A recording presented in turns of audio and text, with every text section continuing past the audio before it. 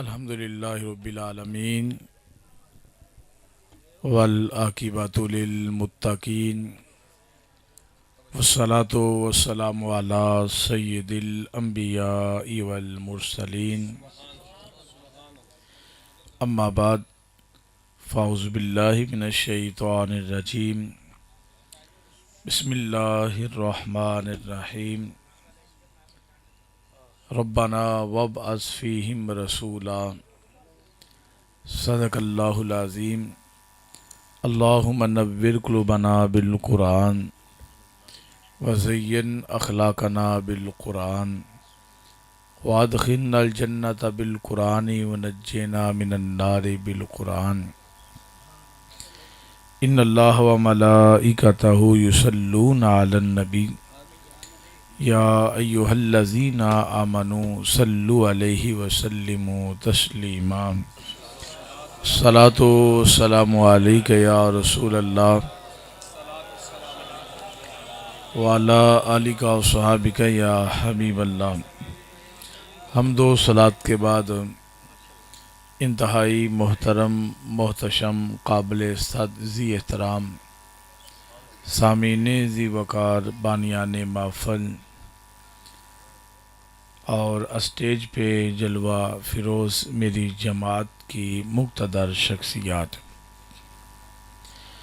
طویل گفتگو کا مزاج ویسے بھی نہیں رکھتا، لیکن جب تک میں گفتگو کرتا رہوں اپنی توجہات کا مرکز و محور مجھے ہی ٹھہرائیے گا،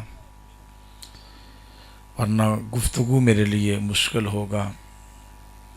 حضور نبی رحمت صلی اللہ علیہ وآلہ وسلم کی آمد سے تقریباً 1000 سال قبل یمن کا ایک بادشاہ گزرا ہے جس کو تاریخ میں تبا کے نام سے یاد کیا جاتا ہے۔ جب یہ سفر پہ نکلا کرتا تو سینکڑوں کی تعداد میں اس کے ساتھ گھڑ سوار ہوا کرتے تھے، سینکڑوں لوگ اس کے ساتھ پیدل سفر کرتے اس کی تعظیم، توقیر، اعزاز اور پروٹوکول کے لیے۔ حکماء کی، اطباء کی ایک مخصوص تعداد اس کی معیت میں ہوتی اور 400 کے قریب علماء اس کے ساتھ ہمیشہ رہا کرتے تھے، اور کیفیت یہ کہ جس جگہ جا کر کے یہ رکا کرتا تھا تو پورے کا پورا شہر امٹ کر کے اس کے استقبال کے لیے آگے بڑھتا تھا، پوری کی پوری بستی، پورے کا پورا قصبہ اس کے احترام میں کھڑا ہو جاتا۔ یہ سفر کرتا ہوا سرزمین مکہ مکرمہ آیا تو کوئی بھی شخص اس کے استقبال کے لیے آگے نہیں بڑھا، کوئی بھی فرد اس کی تعظیم توقیر کے لیے اپنی جگہ سے کھڑا نہیں ہوا۔ بڑا تعجب ہوا اسے، اور اس نے لوگوں سے سوال کیا تو اسے بتایا گیا کہ بادشاہ، یہاں پہ اللہ کا گھر کعبۃ اللہ موجود ہے، اور جن لوگوں نے کعبۃ اللہ کی ہیبت کو دیکھا ہوا ہے، بتا وہ تیرے روب سے کیسے بلا مرغوب ہو سکتے ہیں۔ اس نے کہا اگر کعبۃ اللہ کی وجہ سے ایسا ہوا ہے تو میں کعبۃ اللہ کو مسمار کرا دوں گا۔ جب یہ خیال بد اس کے ذہن میں آیا تو اس کی ناک سے بدبودار رطوبت بہنے لگی، اتنی بدبودار کہ اس کے قریب قریب جتنے بھی لوگ تھے سارے کے سارے اس کو تنہا چھوڑ کے پیچھے ہٹ گئے۔ اب یہ بڑا پریشان ہے، ایک اس رطوبت سے اور دوسرا اپنی تنہائی سے۔ تو حکماء نے، اطباء نے اس کا علاج معالجہ کیا، لیکن وہ علاج میں بے بس رہے، یہاں تک کہ انہوں نے اپنی بے بسی کا اعتراف بھی کر لیا۔ تو اس کی معیت میں جو علماء تھے ان میں سے ایک عالم ربانی آگے بڑھا. اس نے کہا بادشاہ اگر میں جان کی امان پاؤں تو تجھے بتانا چاہتا ہوں اس مرض کا تعلق زمین کے ساتھ نہیں بلکہ آسمان کے ساتھ ہے. اس مرض کا تعلق تیرے جسم کے ساتھ نہیں بلکہ تیری روح کے ساتھ ہے. اس نے کہا اس کا علاج؟ کہا بادشاہ تو نے کسی گناہ کا ارتکاب کیا ہے تو اس گناہ سے توبہ کر لے. یہاں رک کر کے ایک بات کہنا چاہوں گا، جب 8 9 10 ڈاکٹروں پہ مشتمل ایک میڈیکل بورڈ بنا دیا جائے اور وہ مختلف لیبارٹریوں سے ٹیسٹ بھی کروا لے، لیکن پھر بھی وہ سر پکڑ کے بیٹھ جائیں کہ یہ بیماری ہماری سمجھ میں نہیں آتی، ہمارے بس کی بات نہیں ہے، اور بیماری کنٹرول نہ ہو رہی ہو، تو پھر سمجھ جانا چاہیے کہ اب ہمیں صرف دعا کی نہیں بلکہ دعا کی ضرورت بھی ہے. پھر جو ہے وہ رجوع اللہ کر لینا چاہیے، کیونکہ بڑی ساری بیماریاں ایسی بھی ہیں جن کا علاج میرے مالک نے صرف مصلے میں رکھا ہوا ہے. بڑی ساری بیماریوں کی شفا میرے مالک نے آنسوؤں میں رکھی ہوئی ہے. بڑی ساری بیماریوں کا علاج میرے مالک نے توبہ میں رکھا ہوا ہے. جب اس نے توبہ کی تو اس کی ناک سے بہنے والی رطوبت فوراً رک گئی اور یہ دوبارہ اپنی پہلی کیفیت پہ آیا. کعبۃ اللہ کی ہیبت سے، جلالت سے بڑا متاثر ہوا. اس نے خدام کعبہ کو بلایا، پہننے کے لیے لباس دیا اور کچھ درہم دینار اشرفیاں تقسیم کی. آگے چل نکلا. سفر کرتے ہوئے جب یہ سرزمین مدینہ منورہ آیا تو جتنی دیر تک اس نے رکنا تھا رکا. جب جانے لگا تو اس کے ساتھ جو علماء تھے انہوں نے انکار کر دیا. کہا بادشاہ اگر تو جانا چاہے تو جا سکتا ہے، ہم اس سرزمین کو چھوڑ کر جانے والے نہیں ہیں. کہا عجب بات تم لوگوں نے کر دی، میری معیت میں رہتے ہو، میرے ہم رکاب ہو، ہم سفر ہو، پھر یہاں پہ میرا ساتھ تم کیوں چھوڑ رہے ہو؟ اب جذب القلوب میں لکھا ہے کہ ان لوگوں نے مدینہ منورہ کی مٹی کو پکڑا اور تھوڑا بلند کر کے کہا بادشاہ ہمیں اس مٹی سے آخر الزماں پیغمبر محمد عربی کی خوشبو آتی ہے. تینوں چم چم اکھیاں دے نال لاواں، تینوں چم چم اکھیاں دے نال لاواں، نالے صدقڑے جاواں نی مٹی مدینے دی.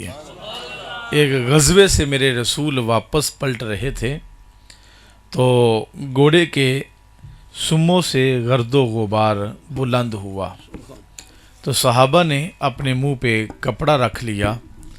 تو میرے رسول صلی اللہ علیہ وآلہ وسلم نے فرمایا داہو، صحابہ اس کو ہٹا دو. اب وہ وقت گزر گیا جب یہ یثرب بیماریوں کا گھر ہوا کرتا تھا. اب تو میرے مالک نے مدینے کی مٹی میں بھی شفا رکھی ہوئی ہے. اس نے کہا کہ تم حضور کے انتظار میں بیٹھنا چاہتے ہو تو پھر میں تمہارے لیے مکانات تعمیر کراتا ہوں. 400 مکانات حضور کی آمد سے قبل سرزمین مدینہ منورہ میں تعمیر کیے گئے. اس نے چمڑے کا ایک ٹکڑا منگوایا، اوپر حضور کو سلام لکھتا ہے، نیچے عرض کرتا ہے حضور اگر آپ میری زندگی میں تشریف لائے تو میں آپ کی نصرت بھی کروں گا، تائید بھی کروں گا، آپ کا کلمہ بھی پڑھوں گا. اگر میری زندگی میں تشریف نہ لائے تو حضور آپ میرے ایمان پہ گواہ رہنا. حضور کی آمد سے قبل 400 لوگ میرے رسول کے انتظار میں بیٹھے ہوئے ہیں. ادھر حضرت ابراہیم علیہ السلام آج سے تقریباً 4000 سال قبل صحن حرم میں کھڑے ہو کر کے عرض کرتے ہیں ربنا وابعث فیہم رسولا، اے میرے مالک اب تو میری آنکھیں بھی بوڑھی ہو گئی ہیں، کائنات میں محمد عربی کو مبعوث فرما دیں. عیسیٰ علیہ السلام میرے رسول کی آمد سے 571 سال قبل اپنے حواریوں کو جمع کرتے ہیں اور فرماتے ہیں مبشرم برسولی یأتی من بعدی اسمہ احمد، اب میرے بعد وہی پیغمبر تشریف لائے گا جس کا نام آسماں پہ احمد ہوگا، زمین پہ محمد ہوگا صلی اللہ علیہ وآلہ وسلم۔ جب اپنے نبی کی زبان سے آخر الزماں پیغمبر کے قصیدے سنے تو ایک امتی کھڑا ہو کے عرض کرتا ہے، بندہ نواز، جس رسول کے ترانے آپ بھی پڑھتے ہیں، جس رسول کے قصیدے آپ پڑھ رہے ہیں، کیا وہ رسول آپ سے افضل ہوگا؟ تو حضرت عیسیٰ علیہ السلام نے فرمایا، بندہ خدا تو افضل ہونے کی بات کرتا ہے، اگر اس نبی کے نالائن کے تسمے کھولنے کی سعادت ابن مریم کو نصیب ہو جائے تو عیسیٰ یہ بھی اپنے لیے سعادت کی بات سمجھے گا۔ حضرت موسیٰ جیسے پیغمبر عرض کرتے ہیں، مالک تو نے مجھے تورات عطا فرمائی، صاحب شریعت بنایا، اور میں سرے طور تجھ سے ہم کلام بھی ہوتا ہوں، مالک ایک اعزاز مجھے اور عطا فرما دے کہ مجھے آخر الزماں پیغمبر محمد عربی کا امتی بنا دے۔ اچھا سنیے، حضرت عامر بن ربیعہ رضی اللہ تعالیٰ عنہ فرماتے ہیں کہ زید بن عمر بن نفیل، اس کی زندگی ساری کی ساری غار حرا میں گزر گئی، اور یہ حضور کے انتظار میں بیٹھا رہا کہ سنا ہے آخر الزماں پیغمبر غار حرا میں تشریف لایا کرے گا، تو انہوں نے زندگی غار حرا میں گزار دی۔ ایک دن یہ غار حرا سے اترے تو عامر بن ربیعہ کے ساتھ ملاقات ہوئی۔ کہا، عامر، تیرا بچپن کا زمانہ ہے اور میں بڑھاپے کی اس اسٹیج پہ پہنچا ہوں کہ موت کی دہلیز پہ دستک دے رہا ہوں، نہ جانے کب موت آ کر کے مجھے دبوچ لے اور میری سانسیں ایسے بکھر جائیں جیسے ٹوٹی ہوئی تسبیح کے دانے بکھرا کرتے ہیں۔ مجھے نہیں لگتا میری زندگی میرے ساتھ وفا کرے گی، لیکن میں تجھے بتاؤں، میں اہل مکہ کے دین سے بیزار ہوں، اور میں ابراہیم علیہ السلام کے قبلے کی طرف منہ کر کے نماز پڑھتا ہوں۔ فانا انت عذیرون نبیًا اسمہ احمد، میں تو زندگی احمد کے انتظار میں گزار رہا ہوں۔ اگر تیری ملاقات ہو جائے نا تو حضور سے سلام عرض کرنا اور میرے ایمان کی گواہی بھی دینا۔ حضرت عامر بن ربیعہ کہتے ہیں، میں نے عرض کیا، مجھے بتا ذرا میں اس نبی کو کیسے پہچانوں گا؟ تو اس نے کہا کہ جب تو رسول کو دیکھے گا نا تو اس کا قد بہت زیادہ دراز بھی نہیں ہوگا اور بہت زیادہ پست بھی نہیں ہوگا، بلکہ وہ نبی درمیانے قد کا مالک ہوگا۔ امام سیوطی نے الخصائص میں لکھا ہے کہ دراز قد و قامت کے مالک صحابہ موجود تھے، حضرت عمر بن خطاب رضی اللہ تعالیٰ عنہ، حضرت عباس بن عبد المطلب رضی اللہ تعالیٰ عنہ، حضرت امیر حمزہ رضی اللہ تعالیٰ عنہ۔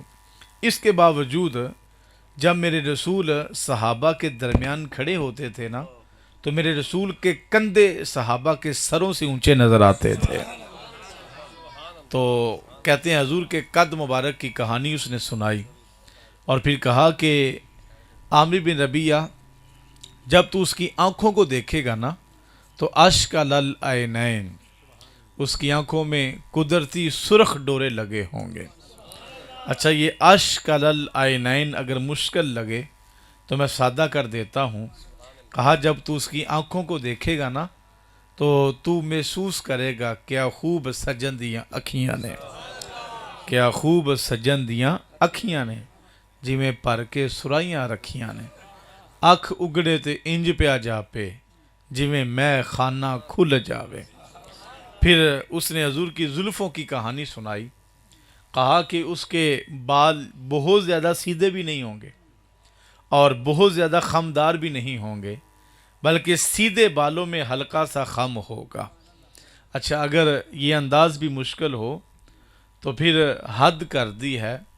صائم چشتی نے کہا حضور کی زلفوں کی کہانی بھی سنیے کہ می وریا کستوریاں دا، می وریا کستوریاں دا، جدو یار نے نچوڑیاں زلفاں تے سائم ادھر ہی قبلہ بنیو جدھر یار نے موڑیاں زلفاں جی وہ کھولے پیچ زلف دے آتے راہی راہ پل جاوے۔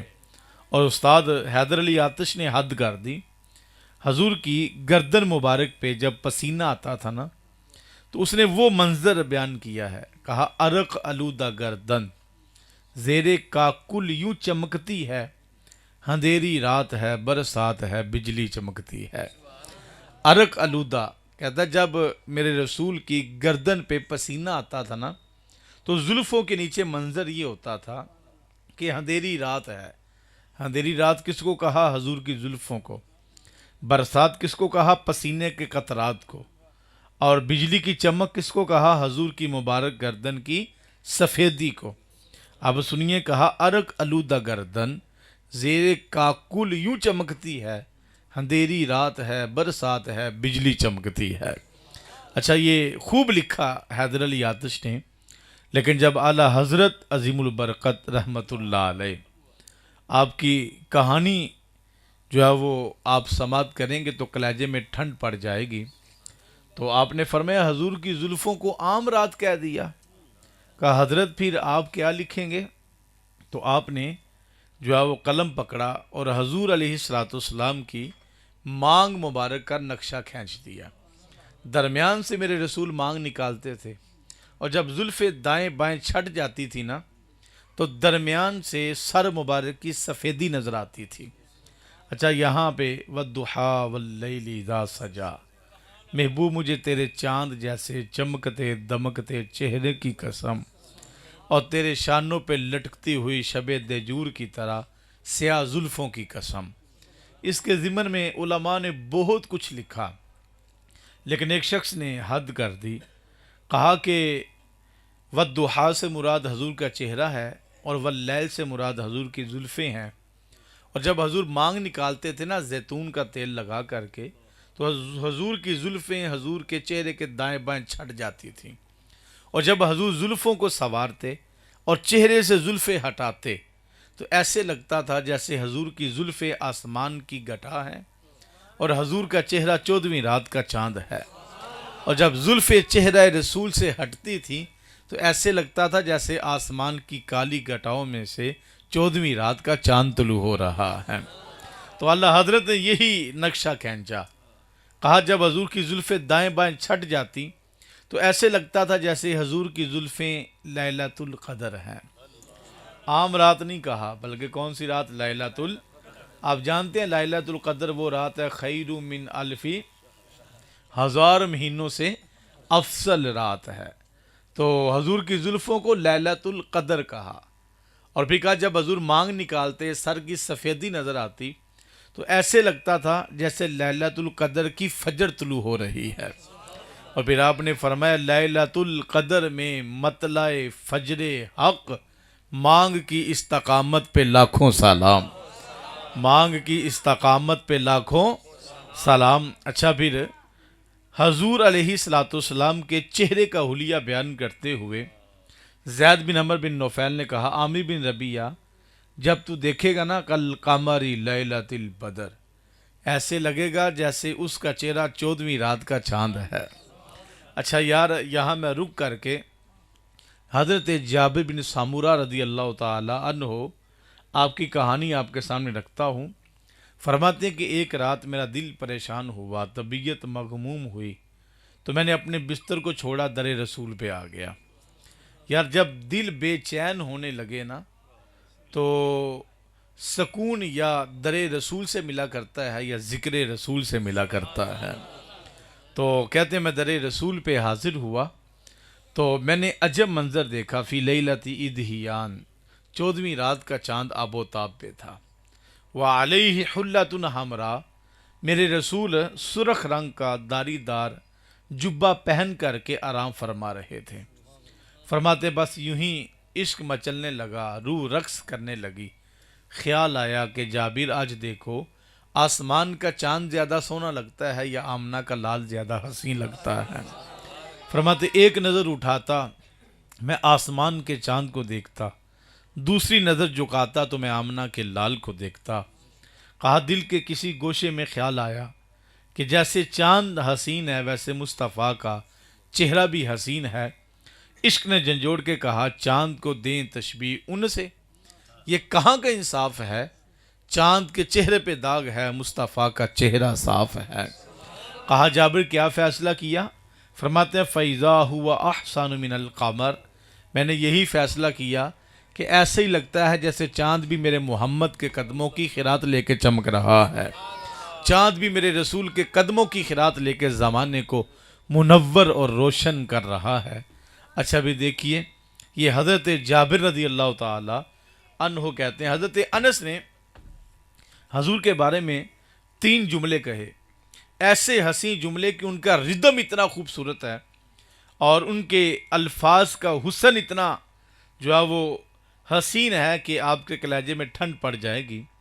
کہتے ہیں کان رسول اللہ صلی اللہ علیہ وآلہ وسلم احسن الناس اجود الناس اسجع الناس، کہتے ہیں کیا پوچھتے ہو، حضور جیسا سخی بھی ہم نے زمانے میں نہیں دیکھا، حضور جیسا بہادر بھی کائنات میں پیدا نہیں ہوا۔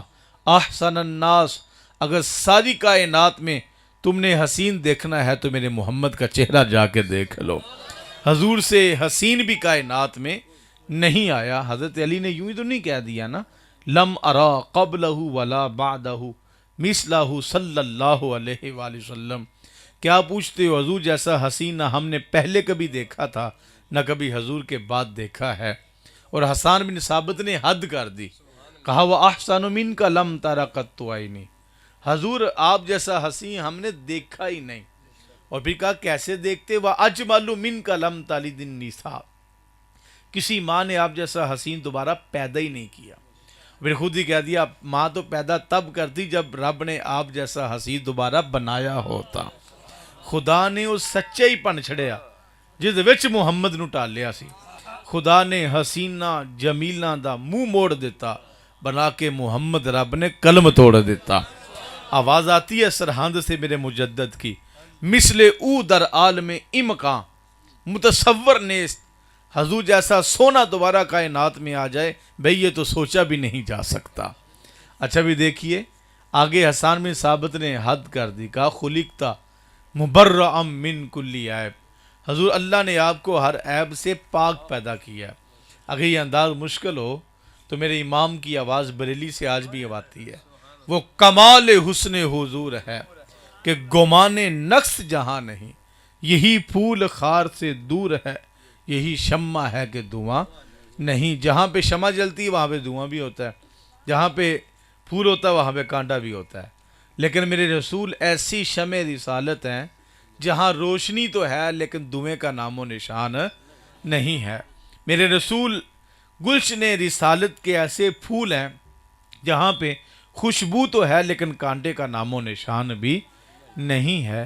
کأنک قد خلقت کما تشاء، حضور لگتا ہے آپ کے رب نے آپ کو آپ سے پوچھ کے بنایا ہے۔ اچھا یہاں پہ پیر وارث شاہ کا انداز ہے بڑا سادہ، فرماتے جنہ ویکھیا نہیں ہوتے کرن گلا، جنہ ویکھیا نہیں ہوتے کرن گلا۔ آج نور اور بشر کے جھگڑے کے اندر لوگ پڑ گئے ہیں، کہا ڈٹھے ورق قرآن دے پھول سارے، نہیں کوئی تیری شان جیا ہور ڈٹھا، کرے مقابلہ جڑا شان تیری دا، انہوں عاشقاں اصلی چور ڈٹھا، کوئی نور آکھے کوئی بشر آکھے، پیندا دن رات ایہو شور ڈٹھا، اللہ والیاں گل مکا دیتی تسا ہور ڈٹھا اسا ہور ڈٹھا۔ جنہ ویکھیا نہیں ہوتے کرن گلاں، جنہ ویکھیا نہیں ہوتے کرن گلاں، جنہ ویکھیا ہوتے بول دے نہیں، ہوتے بول دے نہیں۔ یہی کہتے ہیں لم ارا قبلہ ولا بعدہ مثلہ صلی اللہ علیہ وآلہ وسلم، جنہ ویکھیا نہیں ہوتے کرن گلاں، جنہ ویکھیا ہوتے بول دے نہیں، جڑے محرم راز حقیقت دے اور راز حقیقت کھول دے نہیں۔ اچھا پھر حضور علیہ السلام کے چہرے کا حلیہ اس نے بیان کیا اور پھر کہا کہ حضور کو میرا سلام عرض کرنے کے بعد میرے ایمان کی گواہی دینا۔ یہ غار حرا کی طرف چلا گیا، کہتے ہیں دوبارہ خبر نہیں ملی کہ یہ شخص کہاں پہ چلا گیا ہے۔ کہتے ہیں میرے دل میں حضور کی محبت بیٹھ گئی، حضور کا انتظار کرنے لگا۔ ادھر امیر قریش عبد المطلب فرماتے ہیں میں حجر اسود کے پاس سویا ہوا تھا، میں نے خواب دیکھا، گھبرا کر کے بیدار ہوا، کہنا کے پاس گیا، زلفیں میری بکھری ہوئی تھی، کمبل میرے شانوں پہ لٹک رہا تھا، اور کہنا نے دیکھ کر کے کہا میرے قریش یہ کیسا حلیہ بنا رکھا ہے؟ تو میں نے کہا میں نے خواب دیکھا، اس کی تعبیر بتاؤ۔ تو اس نے کہا خواب بیان کرو۔ تو میں نے بتایا کہ میں نے دیکھا کہ صحن حرم میں ایک درخت نمودار ہوا ہے جس کی بلندی آسمان تک چلی گئی، اس کی شاخیں دیکھتے ہی دیکھتے مشرق اور مغرب کے اندر پھیل گئی ہیں۔ کچھ لوگ دوڑ کر آئے اور اس کی شاخوں کے ساتھ چمٹ گئے، اور کچھ اس کو کاٹنے کی کوشش کرتے ہیں۔ جب کاٹنے والے لوگ آگے بڑھتے ہیں تو آسمان سے حسین چہرے والے جوان اترتے ہیں، ان کی آنکھوں کو ضائع کرتے ہیں، اعضائے بدنیاں توڑتے ہیں، پاؤں کی ٹھوکر سے پیچھے دھکیل دیتے ہیں۔ کہتے ہیں یہ میں نے خواب بیان کیا تو کہنا کے چہرے کا رنگ فک ہو گیا۔ میں نے کہا تجھے کیا ہوا؟ اس نے کہا میرے قریش اگر تو سچ کہتا ہے تو ان قریب تیری اولاد میں ایک بیٹا پیدا ہوگا جو رب کی طرف سے نیا دین لے کر آئے گا، اپنے دین کی تبلیغ کا آغاز صحن حرم سے کرے گا۔ کہتے ہیں میری آنکھوں میں عجب سی چمک آ گئی۔ میں نے کہا بتا، اس درخت کی بلندی آسمان تک دیکھی، اس کی تعبیر؟ کہا کہ امیر قریش اس کا ذکر زمین تک نہیں بلکہ آسمانوں تک چلا جائے گا۔ یہ کہنا کی بات ہی نہیں ہے، میرے امام کی آواز آج بھی آتی ہے بریلی سے کہ عرش پہ تازہ چھیڑ چھاڑ، فرش پہ طرفہ دھوم دھام، کان جدھر بھی لگائیے تیری ہی داستان۔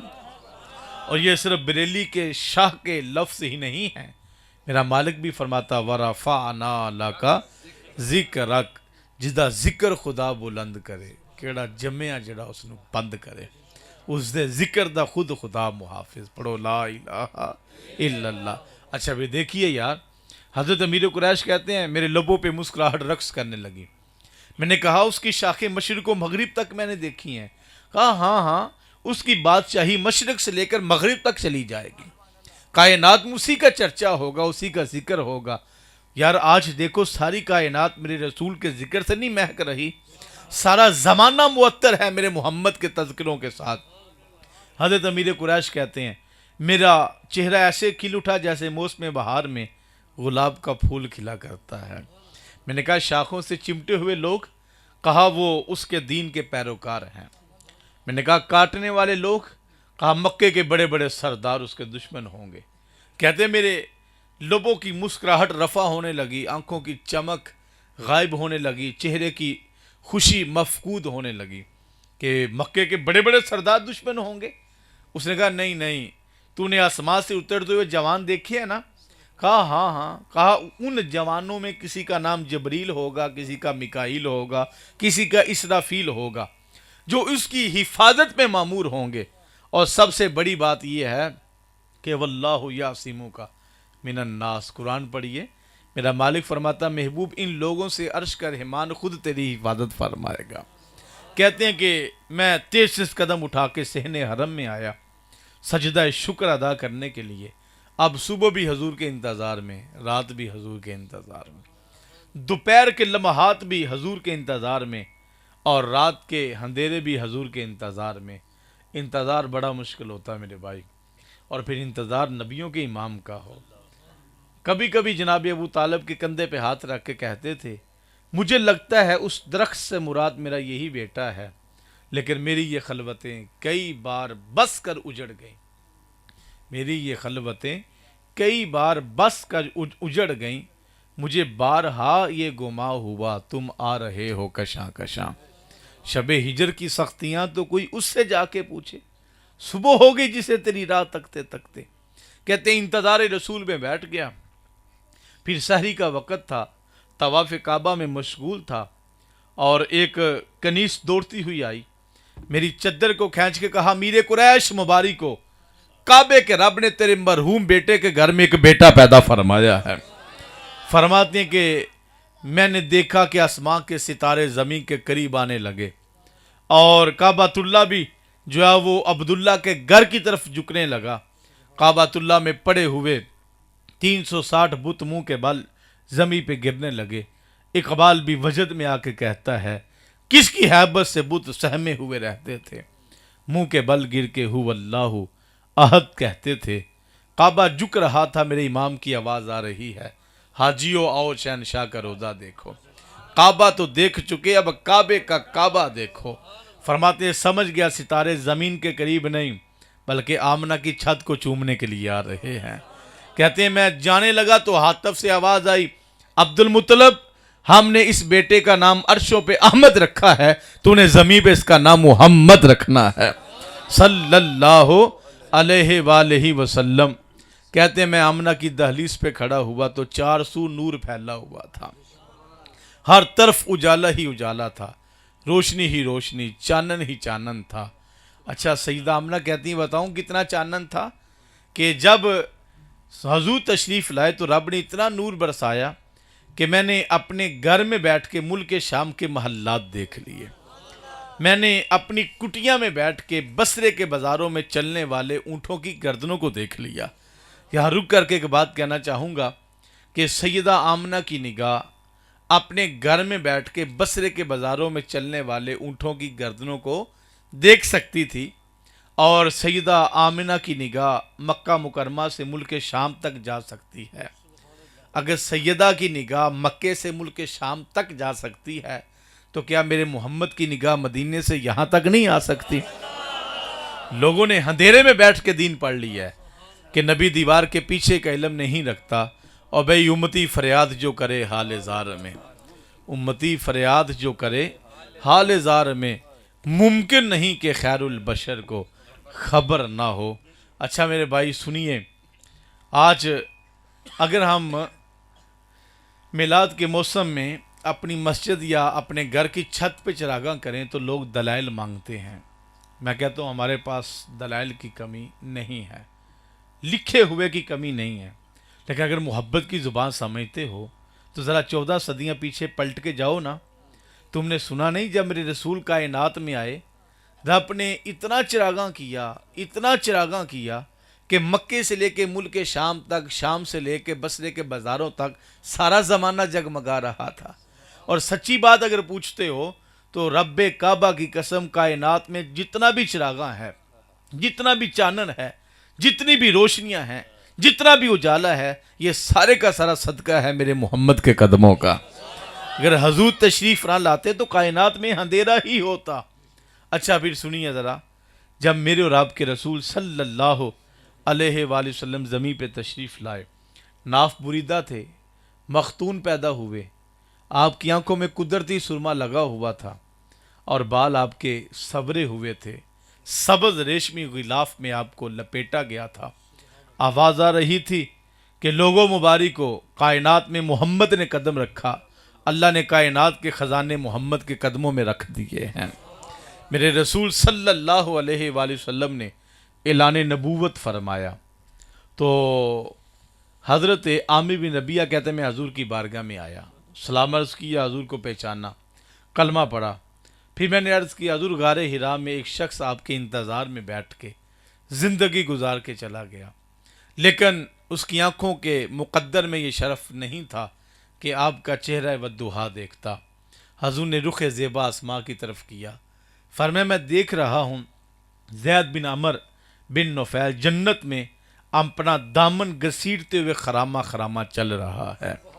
اور میرے بھائی کوئی حضور کے آمد سے 1000 سال قبل انتظار میں بیٹھ گیا، کوئی 571 سال قبل اعلان کرتا مبشرم برسولی، اچھا کوئی سر طور جا کے دعا مانگتا مالک مجھے محمد کا امتی بنا دے، کوئی صحن حرم میں کھڑے ہو کے کہتا ربنا وابعث فیہم رسولا۔ ہم اپنے بختوں پہ ناز نہ کریں، اپنے مقدروں پہ قربان نہ جائیں، ہم نے دعا بھی نہیں مانگی، آرزو بھی نہیں کی، منت بھی نہیں مانی، ہم نے ہزاروں سال انتظار بھی نہیں کیا، ہمارے تو بخت نے یاوری کی نا، ہمارے تو مقدر کو معراج ہوئی کہ ابھی تو ہماری آنکھ بھی ٹھیک سے نہیں کھلی تھی کہ امام صاحب گھر میں تشریف لائے، قرآن پڑھنے والے لب کانوں کے قریب کر کے کہا تھا اشہد ان محمد رسول اللہ، آنے والے مبارک کو تو محمد عربی کا غلام بن کے آیا ہے۔ پھر ہم تو کہتے پھریں گے نا، نہ شاہوں سے ملا ہے نہ تونگر سے ملا ہے، اللہ کا عرفان اسی در سے ملا ہے۔